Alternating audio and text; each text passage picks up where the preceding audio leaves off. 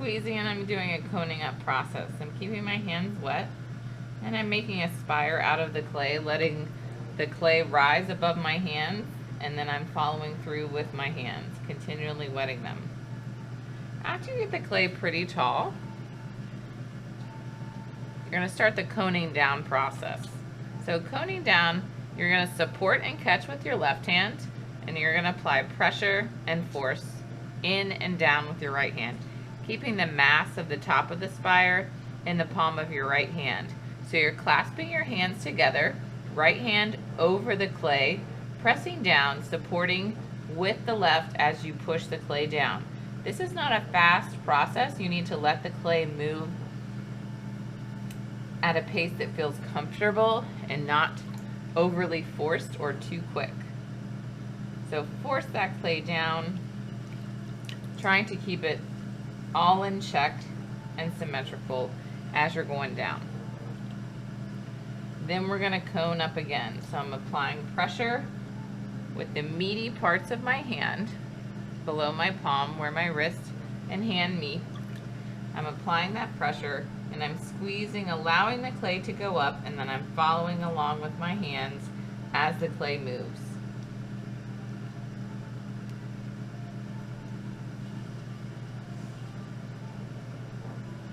I'm going to cone down. I'm actually forcing the clay forward a little bit. This is a technique that I was taught when I was learning to wheel throw. Mad credit to Anna England, master sculptor and ceramicist, lives in Southern Ohio. She was my ceramics teacher at Northern Kentucky University and just an amazing potter and wheel thrower.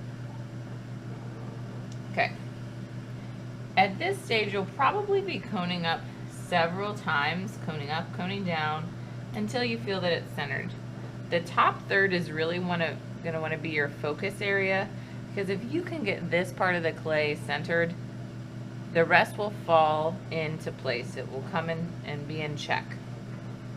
So really your focus area needs to be there.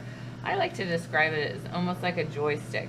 So if you feel that there's a wobble in the clay and your hand's being pushed one way or the other, that you need to adjust the force that you're applying in the direction to force that clay back into the center. Only allow the clay to go where you want it to go. Always keep the wheel spinning. Never stop the wheel unless you really, really need to for some reason, and only touch the clay when it's moving. Okay, otherwise you're gonna reduce all your hard work of centering down to nothing, because you're gonna have to start centering all over again. Okay, once you have it centered, it really should look like the clay is standing still, yet obviously you know that it's moving, and that way you know that it's centered. Center as fast of a speed as you can comfortably stand it. Okay, once you feel that it's centered, clean off your bat or your wheel head a little bit. You can use your thumb, your finger as a tool. Drag that to the other side. Use that wonderful slip, best slip you ever made. And now we're going to start making our hockey puck. The hockey puck shape is in preparation for the first thing you make in wheel throwing, which is a cylinder. Not bowl, not cup, not plate, cylinder. Why? Because you need to learn how to get the height before you adjust and get the flare of the body or the walls.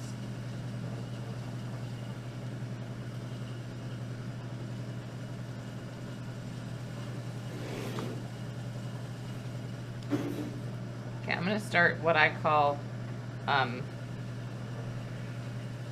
karate chop in just a second, which is I'm supporting with my left hand.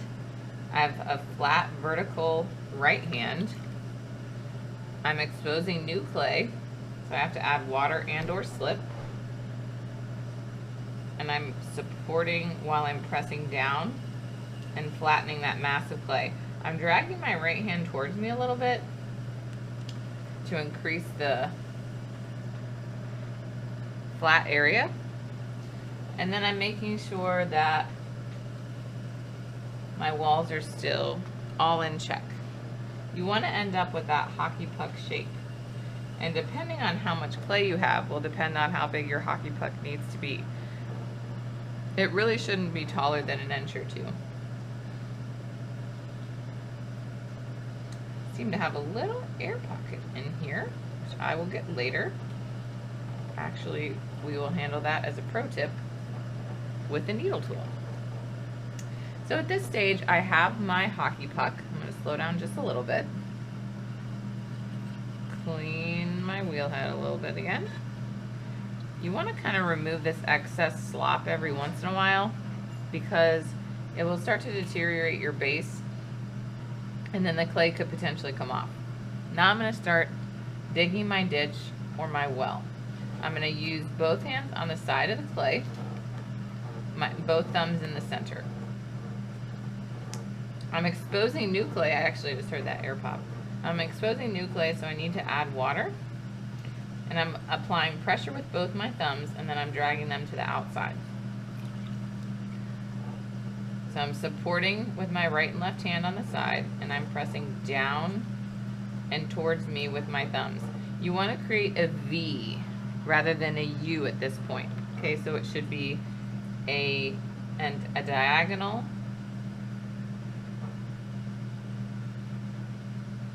and again you're exposing new clay, so you have to keep that water available and keep it nice and wet, covered in slip. And you don't want to go too deep. You want to keep about a ½ inch when you're pulling walls and doing a cylinder. You can go down to a ½ inch when you're doing other vessels and other shapes, but this is totally vertical. Okay, now I'm going to start pulling my wall. I'm going to start making the ditch wider and opening up the bottom. So I'm supporting with my right hand. I have my left hand, all fingers together, thumbs extended, left hand over right hand, and I'm pressing down the center of the clay just a little bit more. And I'm exposing new clay. And I'm going to drag, most of the force is coming from my ring finger and my middle finger.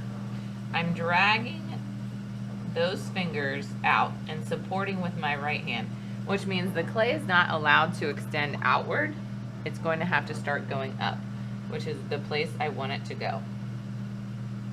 So again, I'm exposing new clay.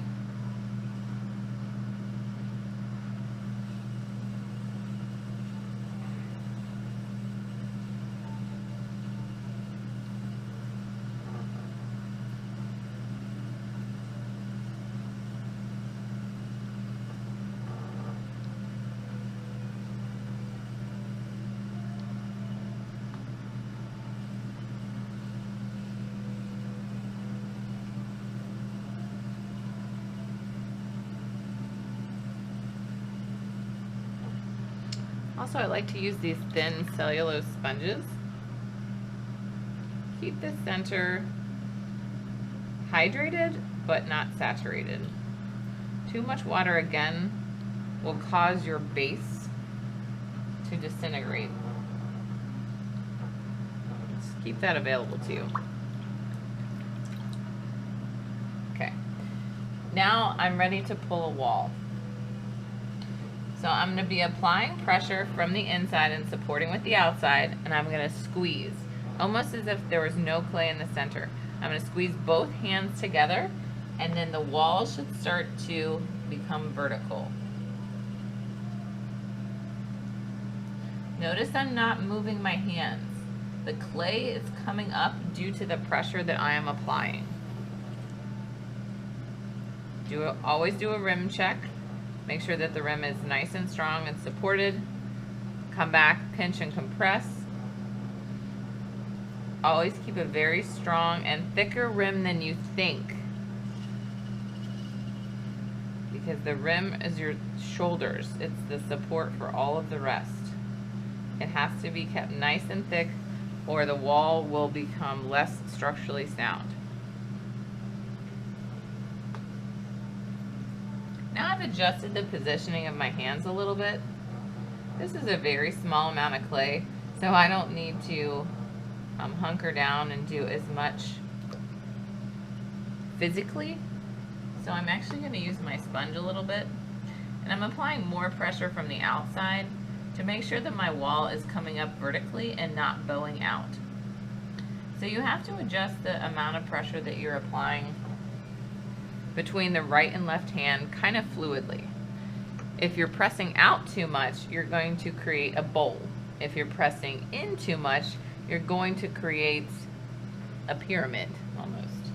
Okay, so you have to kind of monitor the amount of pressure, and you always want to continue as you're pulling that wall up. You want to do a follow through, just like in tennis. Don't just let go of the clay. Come all the way up. Press in a little bit at the end, and then always do a rim check. Keep that rim nice and strong. You'll pull many times.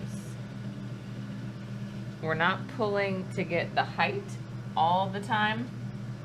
We're just slowly increasing the height, so we're not trying to get it all at once.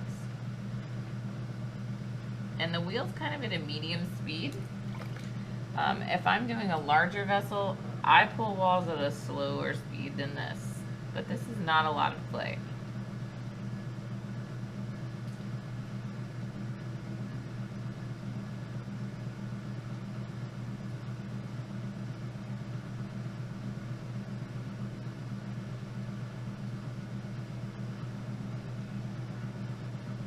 So leave that rim thicker than the rest, thicker than you think you need.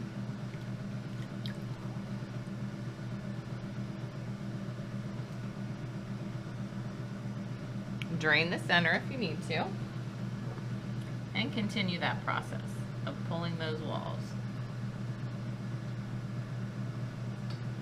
Be watching from the side and make sure that your walls are staying vertical and that there's not a bubble in or out or a wobble.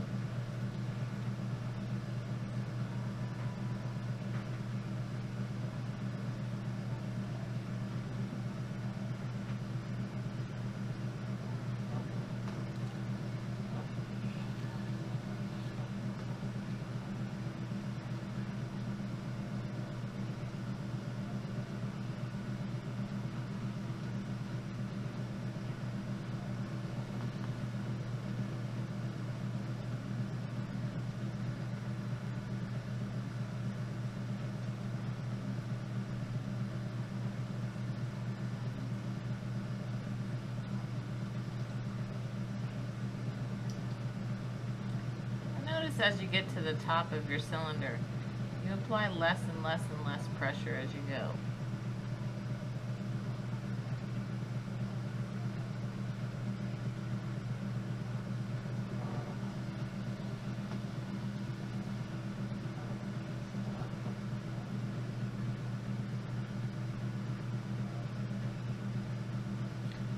Internally, I'm only using my ring finger and index finger now.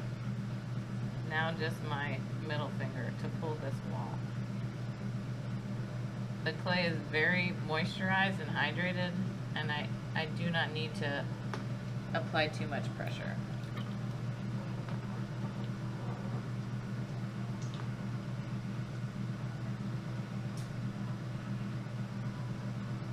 Notice I'm resting my thumb on my right hand. Everything should be working in coordination. The right and the left hand are essentially one tool. They're doing the same job throughout the whole piece. And this is how you make a cylinder.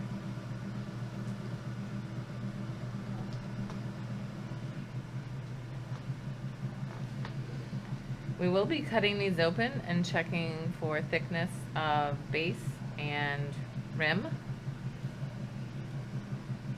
With a needle tool, you can also check the depth internally.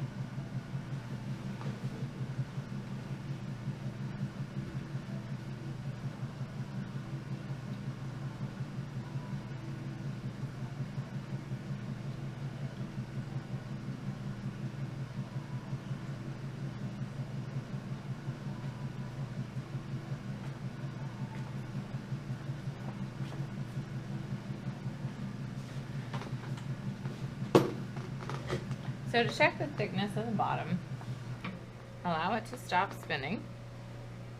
Take your needle tool, plummet it to the bottom until you hear it or feel it touch the wheel head or the rim.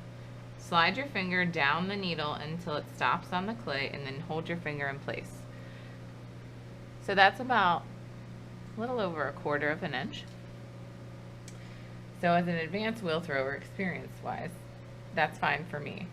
You will want to do yours a little bit thicker as you start out, and then get thinner the more pieces you make and the more clay that you use.